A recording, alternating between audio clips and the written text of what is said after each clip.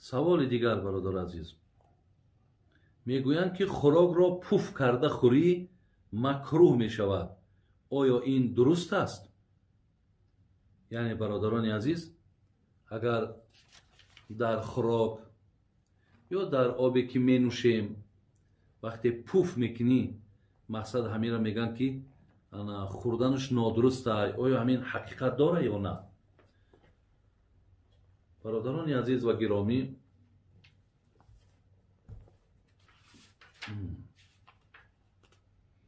در این باب بله این حدیثی داریم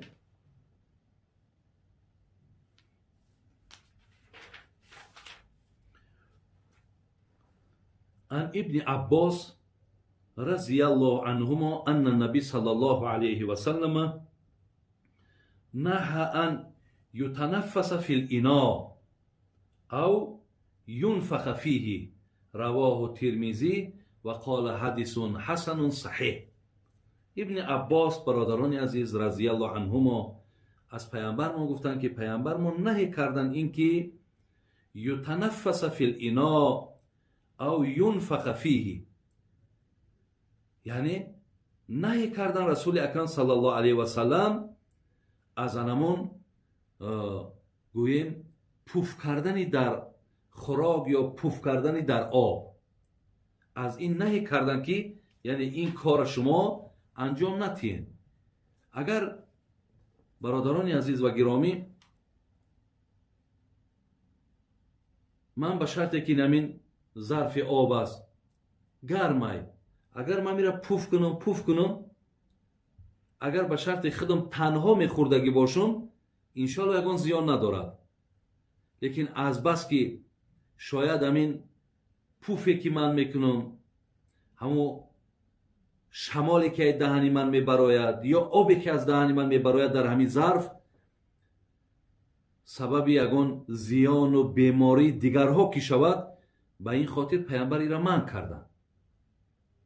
من کردن که این کار اگر به شرط از این بسیاری می نوشیدگی باشیم باید نکنیم. لیکن تنها باشم برای مثال خنک شیدنش هیچی باکی ندارد که من پوف کنم، یعنی تنها که خودم می نوشم دیگر هر زیان و ضرری هم که باشد بر خود من برای دیگران نیست. ولی پیامبر از صلی الله علیه و سلم از خوردن خوراکی یعنی گرمی که دهن ما یا شکم ما میسوزاند، از این هم پیامبر من کرده است. به این خاطر یک کمی همون آبی ما یا خوراکی ما همون قدری شود که مقصد ما خوردش توانیم، نه خنک شود نه گرمی بد باشد، همون میانه باشد خوریم، هم برای سلامتی ما خوبه، هم دیگر از پوف کردن از اینا هم دیگر نیازی نداره.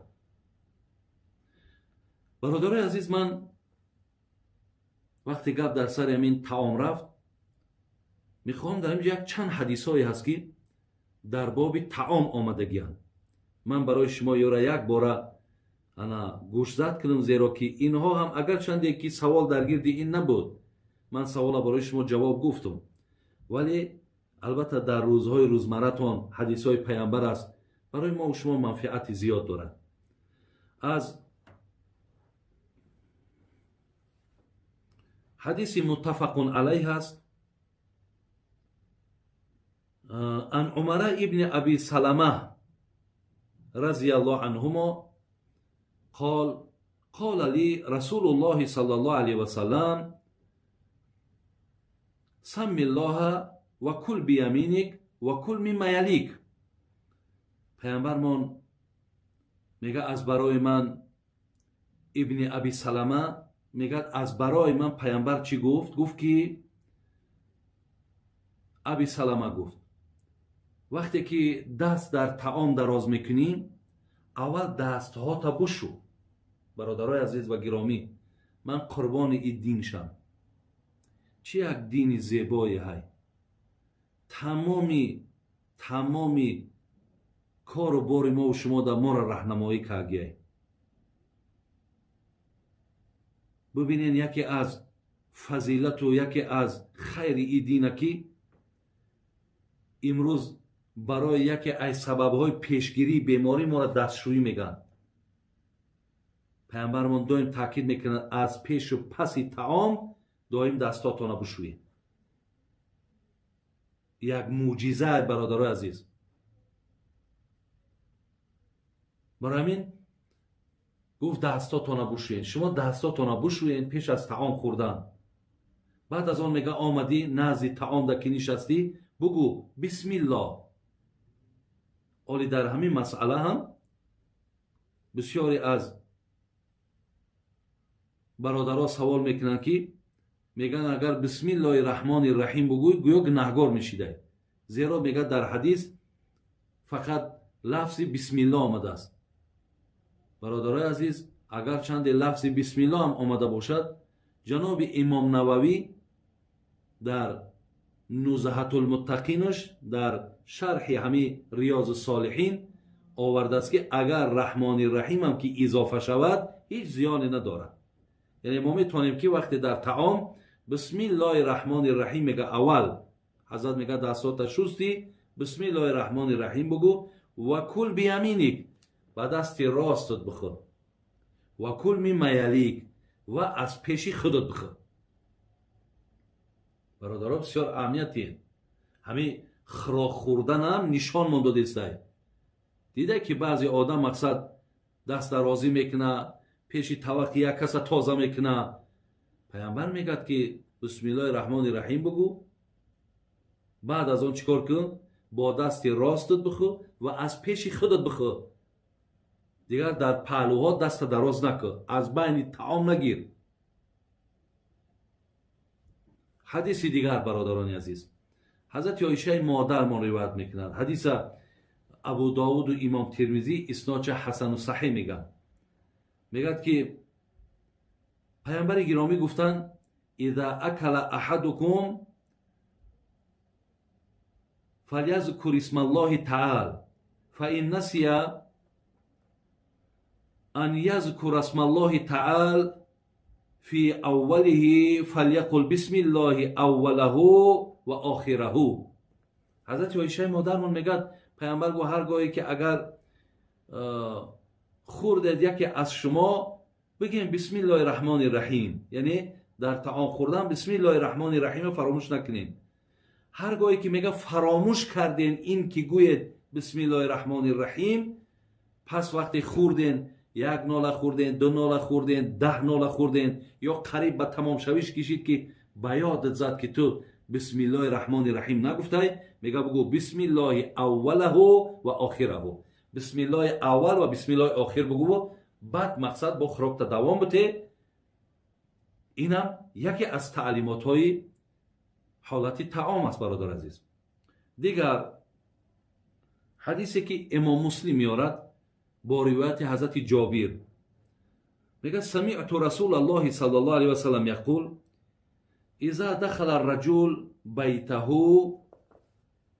فذكر الله تعالى عند الدخول وعند طعامه فإن الشيطان قال الشيطان لأصحابه لا مبيت لكم ولا عشاء وإذا دخل فلم يذكر اسم الله تعالى عند الدخول قال الشيطان أدركتم المبيت وإذا لم يذكر الله تعالى عند طعامه قال أدركتم المبيت والعشاء.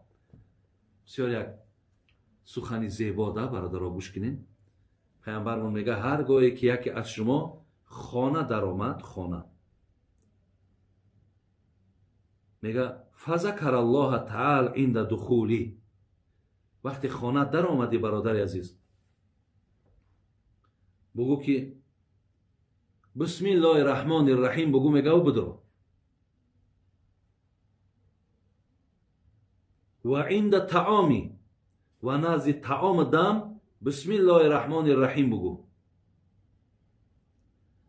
وقتی میگه تو وقتی خانه دم میدرای بسم الله الرحمن الرحیم میگوی، پاتا در خانه میمونی.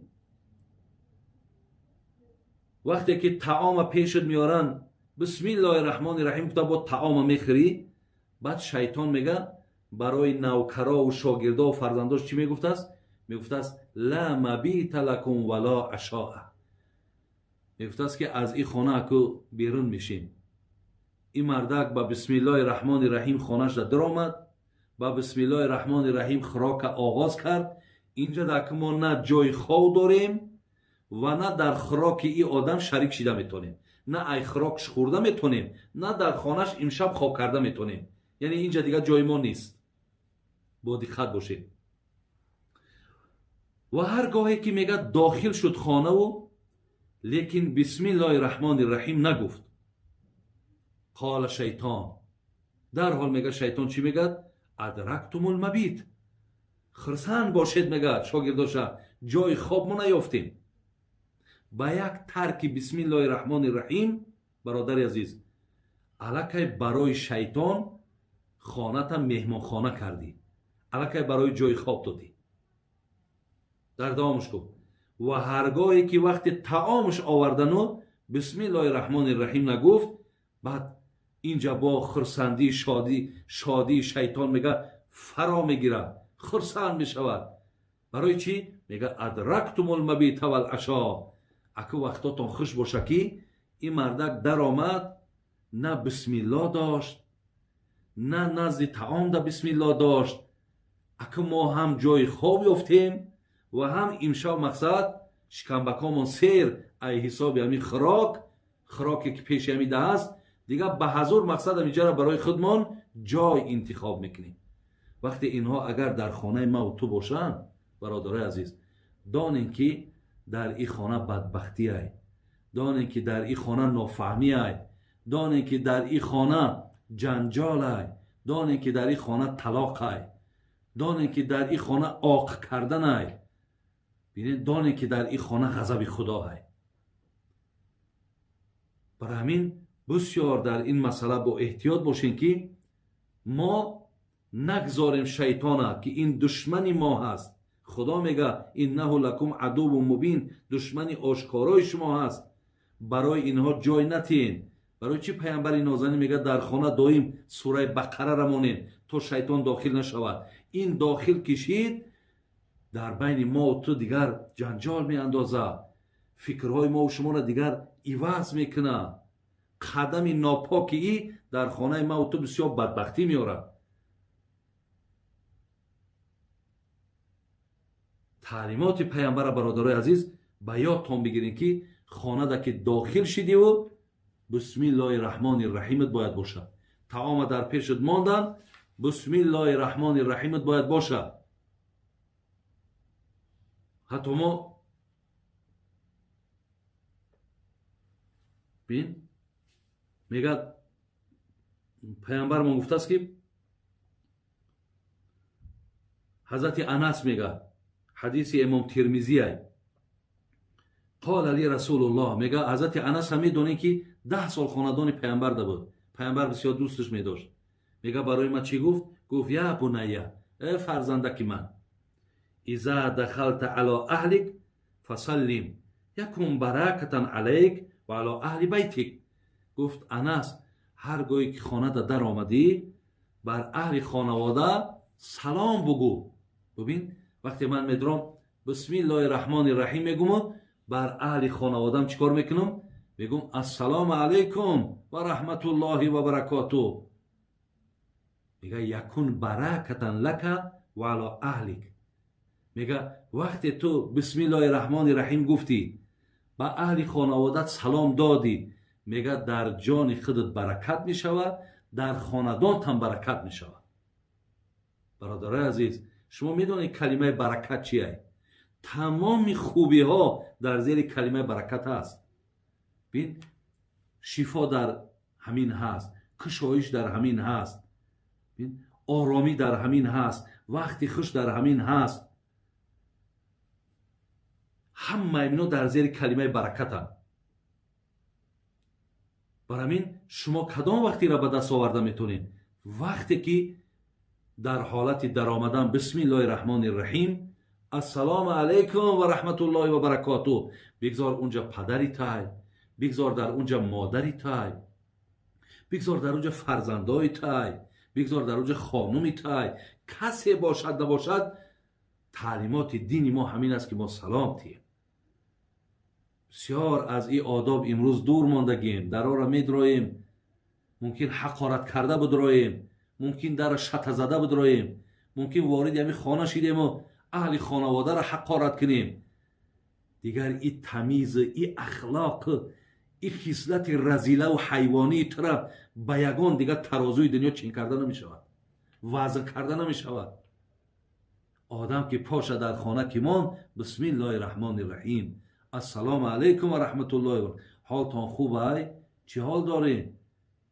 وقتاتان خوشه یا خیر؟ بهترین؟ همه تینجای؟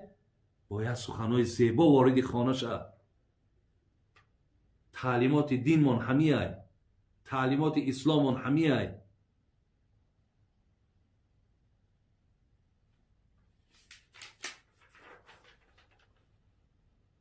خب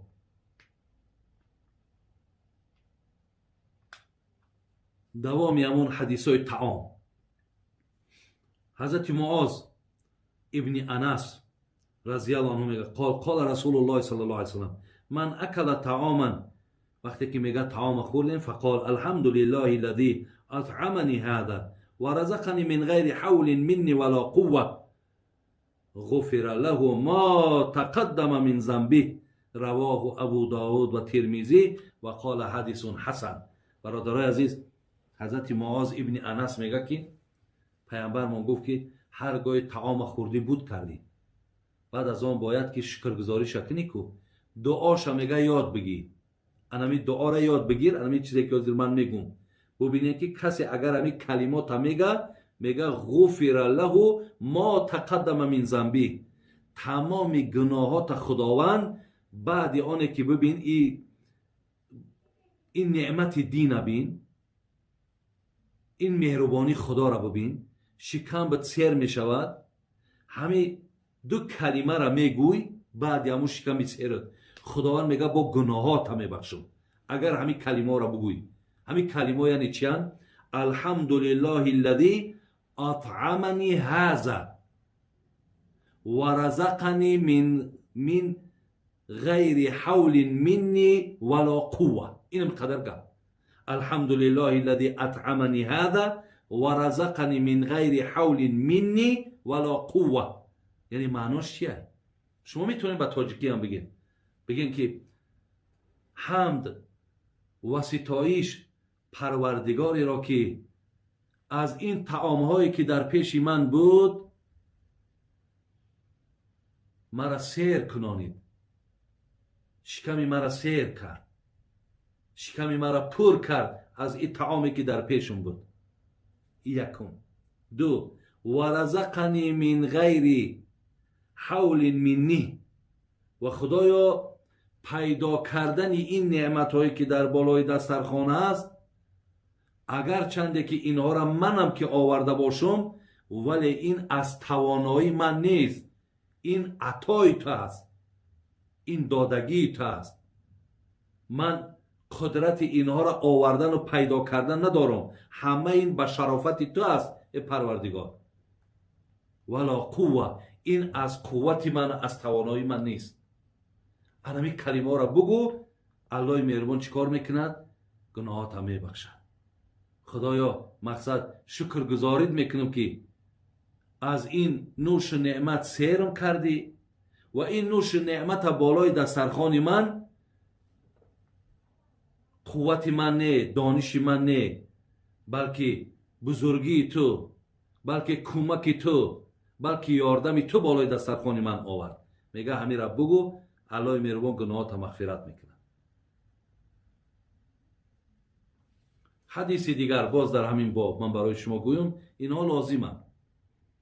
حدیثی که جناب ابو هریره میگه، راوی حدیث امام مسلم میاره، میگه اذا دعی احدکم فلیجب فان کان صائما فلیصلی و ان کان مفطرا فلیطعم.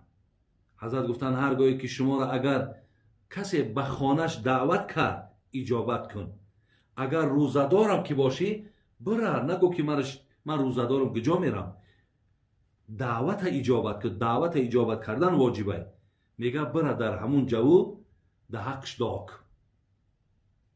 اگر به شرطی که روزدار نباشی، مرحمت از طعامی مهیا کردگیش تناول کن. اینم یک حدیث در ذهنتون، اینم برادر عزیز بگیرید.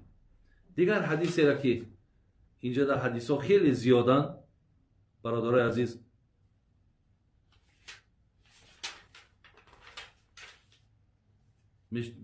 من برای شما خیلی مختصر بگم. اذا اکل احدكم طعاما فلا ينفع اصابعه حتى يلعقها او یلعقها. پیامبر میگه هرگاهی که یکی از شما طعام خوردین، دست هاتون میگه در مقصد کاغذ دسترخوان پلاتینسای نشکن. میگه چیکار کنین؟ میگه همو انگشتاتون بلیسین. ببین انگشتا را بلیسین. حاضر میگه سبب شد. حضرت جابر حدیث دیگر میارد، امام مسلم میگه امر بلعق الاصابع و صحفه و قال انکم لا تدرون فی ای طعامکم البرکه. میگه پیامبر گفت که انگشتاتون را بلیسین، طبق یا هم ظرفی را که اوقات چه خوردین، خوراک چه خوردین و هم بلیسین، تازه کنین، زیرا شما نمیدونید که برکت یعنی طعام در همون ظرف یا در انگشتاتون. یعنی ممکن همون برکت شگر در همین دست باشه، ما با کاغذ میشکیم یا با دستمال میمالیم میپرتویمش، یعنی از برکت طعام ما خودمون رو محروم میکنیم. برای همین انگشتات هم میگه بلیس، ظرف هم بلیس تازه که، زیرا که تو نمیدانی که برکت طعام در کجایه. و شاعران میگفتن از آن روزی که دنیا را بنا کردن، ثواب کاسلیسان را جدا کردن. یعنی کاسلیسی هم و خودش ثواب داره برادران.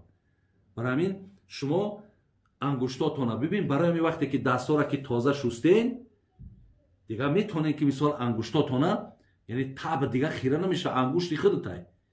پیامبر میگه بلیس انگشتت. بعضی آدم نلیسیدنش ایروی تکبریشه. بعضی ها تکبرن که حتی گویا همین قد تبش نازکه که همون انگشت لیسیدن ده، یعنی بین که گردنش یاری نمیته. لیکن توکلی و به خدا برادران، شما از سنت پیامبر پیروی کنید، انگشتاتون رو بلیسین. از وقتش همین مردم تاجیکی ما انگشت میلیسیدن، ای وقتش طبق میلیسیدن. حتی یاد دارم بعد لیسیدن با کمی آب یا چای میریختن، چقه میکردن، همون را رنگی که طبق شستگی بود. این نغمه های امروز دست شکی و مقصد کاغذ شکی اینها نبودن برادر عزیز. بین همونها با همین حدیث پیامبر نازنینمون اونها عملی میکرده. برای همین این هم در ذهنتون بگیرین. دیگر چیزی که در همین باب طعام آمده است، میگه حضرت کعب ابن مالک میگه، حدیث مسلمه، میگه رأیت رسول الله صلی الله علیه و سلم یاکل بثلاث اصابع فاذا فرغ لایقها. حضرت کعب ابن مالک میگه دیدم که پیامبر با 3 انگشتش میخورد. یعنی خوردن پیامبر با 3 انگشت، یعنی 3 انگشت قطع میخوردن برای که کمتر بگیرن. یعنی ببینید چقدر بگیم مکامو بسیار با یک مدنیت بلند 3 انگشت قطع میگرفتن میخوردن، سراسیمه نمیخوردن، تمام انگشتاشون مثال در طعام جا نمیکردن. وقتی میگه تمام میکردن، انگشتاش حضرت خودش میلیسید است. اینم در باب مثال همین طعام شما مقصد به یادتون بگیرین. آخران حدیثی را که میخوام خانم اینجا در از جناب سلمه ابن اکوع امام مسلم یاره، حدیث 613، حدیث 159 و 613 امام مسلم دمیه. میگد که ان رجولا اکل عند رسول الله صلی الله علیه و سلم بشمالی. یک نفر میگه با دست چپش میخورد. ما در ابتدا گفتیم که طعام با دست راست بخورید. پیامبر ما گفته است از پیشت بخور. انا میگه یک مرد دید پیامبر ما که با دست چپش میخورد. فقال کل بیامینی. گفته بنده خدا با دست راستت بخور. قال لا استطيع، کو نمیتونم. پیامبر میگه لاستطعت، گفت هرگز نتانی. ما منعه الا الكبر فما رفعها الى فیه. برادرای عزیز، وقتی پیامبر گفتش که به دست راستت بخور، گفت نمیتونم خورده. حضرت گفت هرگز نتانی. میگه میدونی برای چی این دعای بده کردش؟ گفت به خاطر که او از روی تکبری بود. یعنی پیامبر مقصد سخنش اهمیت نداد، پیامبر پسند نکرد. یعنی من خیلی میخوام خیلی میخورم، دستی چپ خطی میخورم راست خطی میخورم، مقصد کاری تو چیه؟ پیامبر گفت که هرگز نتانی. میگه دیگه هیچ وقت میگه با همون دستی راستش حتی دیگه برداشته به طرف دهنش برده نمیتونست.